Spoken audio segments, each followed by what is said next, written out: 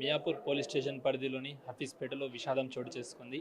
4 ఏళ్ల అభి అనే ఒక బాలుడు ఆడుకుంటూ పొరపాటున నీటి సంపులో అది తిరిగి ఉండడంతో అందులో పడి కూడా మృత్యువాత పడ్డాడు.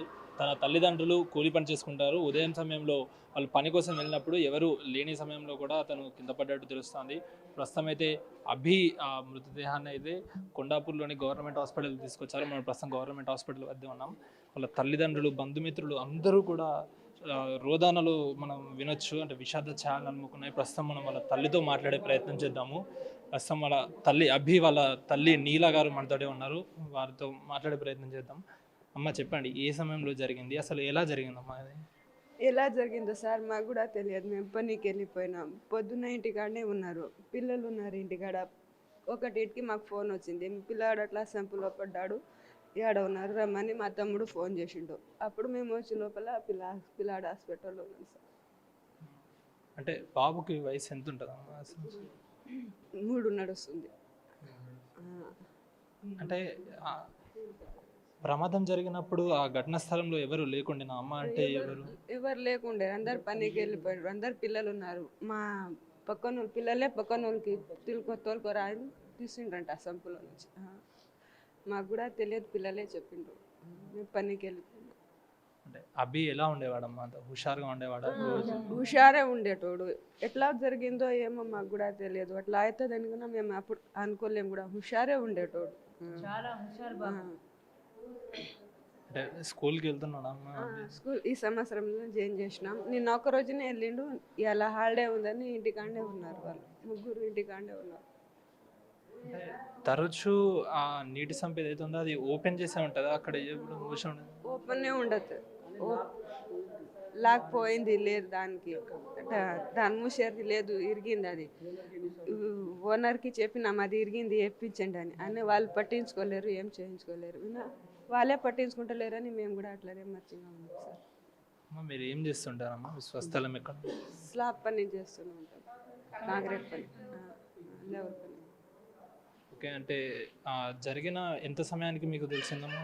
ఎప్పుడు జరిగిందో మాకు 1 గంటలకి తెలిసింది. మా తమ్ముడు. అంటే వాళ్ళు చూసే టైంకి వాళ్ళకి ఎవరు చెప్పిండ్రో, వాళ్ళు షాప్లో పని చేస్తాడు మా తమ్ముడు. వాడు వచ్చి ఫోన్ చేసిండు, అక్క తమ్మునికి ఎట్లా కొడుకుకి అట్లా అయింది రా అని చెప్తే మేము ఆమీన్పూర్ నుంచి వచ్చినాం సార్. పనికి అక్కడికి వెళ్ళిపోయినాం, దూరంకి వెళ్ళిపోయినాం. అది ఇల్లు మీ సొంత ఇల్లా అమ్మా? కిరాయికే ఉన్నాం.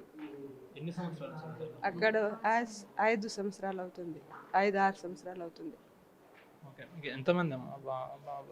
మేము ఆడ ఉండేదా, మా బాబు ఒకడే, 2 అమ్మాయిలు, వీళ్ళిద్దరు.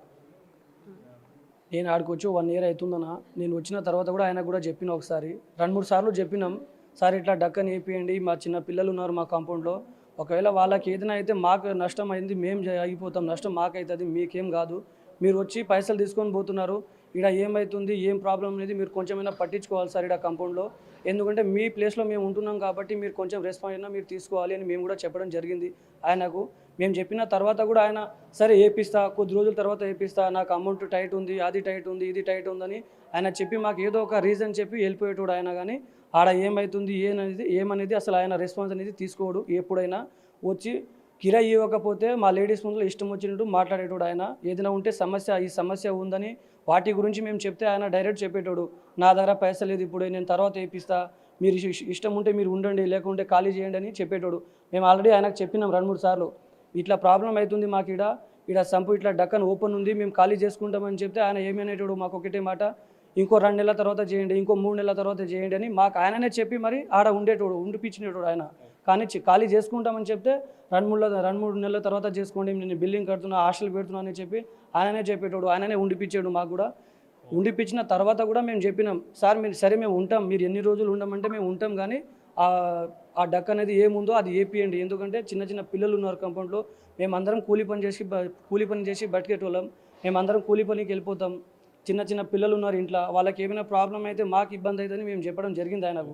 ఎన్నోసార్లు చెప్పడం జరిగింది కానీ ఆయన పట్టించుకోవాలన్నా, ఇన్నిసార్లు చెప్పినా కూడా అదే ఎన్నోసార్లు చెప్పినా మేము ఇట్లా ప్రాబ్లం ఉంది తీసుకోండి, మాకు కొంచెం ఇప్పుడు కాదు వచ్చి అమౌంట్ పైసలు ఏముందో అవి తీసుకొని వెళ్ళిపోయేటోడు. కానీ మేము పక్కనే ఆయన ఉండేటోడు, మళ్ళీ దూరం కూడా ఉండేటోడు కాదు ఆయన. మా పక్కల ఇంకో 2-3 బిల్డింగ్ తర్వాత ఆయన ఉండేటోడు. ఆయన ఇంటికి వెళ్ళి కూడా చెప్పడం జరిగింది, ఇట్లా ఆ డక్కని వేపియండి, లేకపోతే ఏదైనా ప్రాబ్లం అయితే మాకు ఇబ్బంది అవుతుంది అని చెప్పినా కూడా అసలు పట్టించుకునేటోడు కాదు. ఆ మొత్తానికి మీరు ఉంటే ఉండండి, లేకపోతే వెళ్ళండి అని చెప్పేటాడు. వెళ్ళిపోతామని చెప్పిన తర్వాత కూడా ఆయన ఒకే మాట అనేటోడు, ఇంకో 3 నెలలు ఉండండి, ఇంకో 4 నెలలు ఉండండి అని చెప్పేటోడు. సరే ఉండమని చెప్పట్లా, ఉంటాం, కానీ ఆ కంపౌండ్లో ఏదైతే చిన్న చిన్న ప్రాబ్లమ్స్ ఉన్నాయో అవి కొంచెం క్లియర్ చేయండి సార్, మేము ఉంటామని చెప్పినా కూడా ఆయన సరే చేపిస్తా అని చెప్పి వెళ్ళిపోయేటోడు. కానీ ఆ ప్రాబ్లం అనేది క్లియర్ చేయలేడు ఆయన. తమ ఒక్కగానొక్క కుమారుడు అందులో పడడంతో ఒక్కసారిగా కూడా పూర్తిగా కుటుంబ సభ్యులందరూ కూడా విషాద ఛాయలనుకున్నట్టు మనం చెప్పవచ్చు. ప్రస్తుతం అయితే అభి మృతదేహాన్ని ఇక్కడ కొండాపూర్లో ఉన్నటువంటి గవర్నమెంట్ హాస్పిటల్కి అయితే తరలించారు. అంటే ప్రతిరోజుగానే వాళ్ళు కూలి పనులకి వెళ్తుంటారు. అక్కడ అభి రోజు ఆడుకుంటూ ఉంటాడు. ఇంకా ఈ సంవత్సరము అకాడమిక్ ఇయర్లో కూడా స్కూల్లో జాయిన్ అయ్యేవాడు. అకస్మాత్తుగా ఇలా జరగడం కూడా ఒక్కసారిగా అందరూ మూగబోయిన పరిస్థితి కనిపిస్తూ ఉంది. తమ యజమానికి ఎప్పటికప్పుడు వాళ్ళు ఆ నీటి సంపు యొక్క డోర్ బంద్ చేయండి అంటే లాక్ చేయండి అని చెప్తున్నా కూడా వాళ్ళు పట్టించుకోకుండా అలాగే ఉన్నారంటూ కూడా వాళ్ళ తల్లిదండ్రులు ఆ కన్నీరు మున్నీరవుతున్న పరిస్థితి కనిపిస్తూ ఉంది. వీడియో జర్నలిస్ట్ హరీష్తో అక్రమ్ బిగ్ టీవీ, కొండాపూర్.